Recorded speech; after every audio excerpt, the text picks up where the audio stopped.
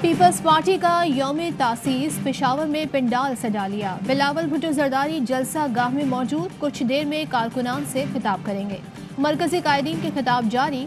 खुर्शीद शाह ने खिताब में कहा, लोग महंगाई में पिस रहे हैं, बेरोजगारी आसमान को छू रही है।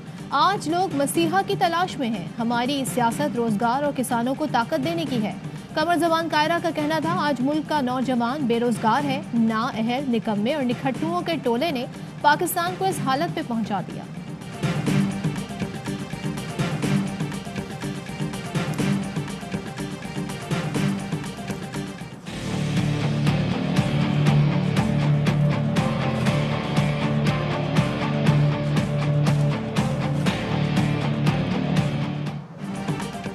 ये सिर्फ कराची का मसला नहीं, कोयटा और लाहौर में भी दिफाई जमीन पर शॉपिंग मॉल्स बने हुए हैं। रियासत की जमीन का इस्तेहसाल नहीं किया जा सकता।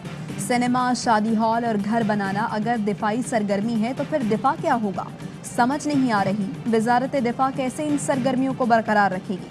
सुप्रीम कोर्ट का कराची में काला पुल के साथ बनी दीवार और ग्रैंड कन्वेंशन हॉल आज ही गिराने का हुक्म। कैंटोनमेंट्स की तमाम जमीन असल हालत में बहाल करने की हिदायत। सेक्रेटरी दिफा से 4 हफ्ते में अमल दरामद रिपोर्ट तलब कर ली।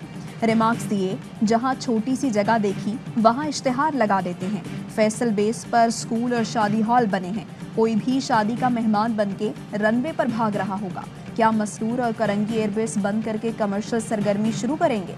एक रिटायर्ड अफसर ग्लोबल मार्केट के लिए जमीन कैसे लीज पर दे सकता है। कराची में तमाम गैर कानूनी इमारतें मिसमार करवा रहे हैं। किसी भी गैर कानूनी तामीरात को छोड़ दिया तो बाकी को कैसे गिराएंगे।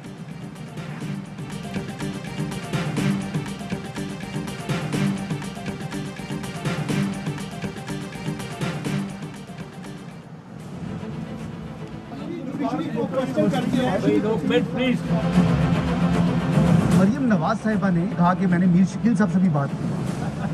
आपने सर अब्बासी साहब को खबर रखी, कंफर्म की थी। मैंने कुछ जवाब नहीं दूंगा। 3 साल बाद लंदन में बयान हल्फी किस मकसद के लिए दिया। इस्लामाबाद हाई कोर्ट ने राना शमीम से तहरीरी जवाब मांग लिया। असल बयान हल्फी भी जमा कराने का हुक्म। चीफ जस्टिस ने रिमार्क्स दिए, तौहीन अदालत पर यकीन नहीं रखता।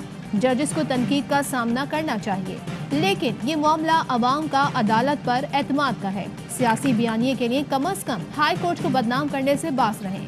देखना होगा राना शमीम और अखबार में आने वाला हलफनामा मुख्तलिफ है या नहीं। अगर हलफनामा मुख्तलिफ है तो अखबार के ऊपर संजीदा सवालात खड़े होंगे। हलफनामे से लोगों का अदालत पर एतमाद मुतासिर हुआ। मामले को बारीक बीनी से देखना होगा।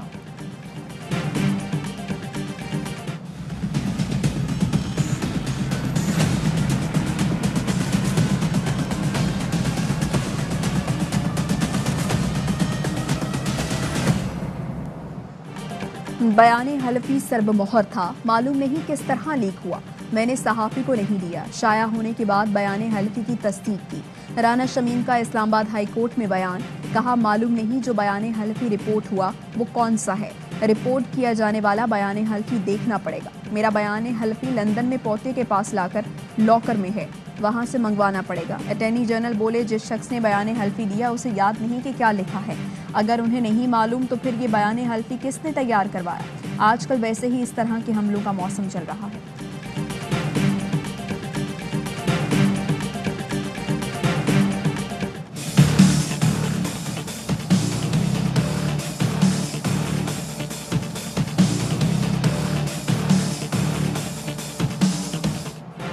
हलफनामे की तस्दीक के लिए राब्ता खबर की इशाअत से पहले किया गया या बाद में। सहाफ़ी अंसार अब्बासी और साबिक जज राना शमीम के जवाबात में तजाद। अंसार अब्बासी ने तहरीरी जवाब जमा कराया कि खबर फाइल करने से पहले राना शमीम से हलफनामे पर मौक़िफ़ लिया था। राना शमीम ने बयान दिया, अंसार अब्बासी को खबर शाया होने के बाद तस्दीक की थी कि हलफनामा मेरा है। अजहर सिद्दीक एडवोकेट कहते हैं, अदलिया को प्लानिंग के तहत बदनाम करने की साजिश हो रही है। तौहीन अदालत साबित होने पर मुकदमा भी दर्ज होगा।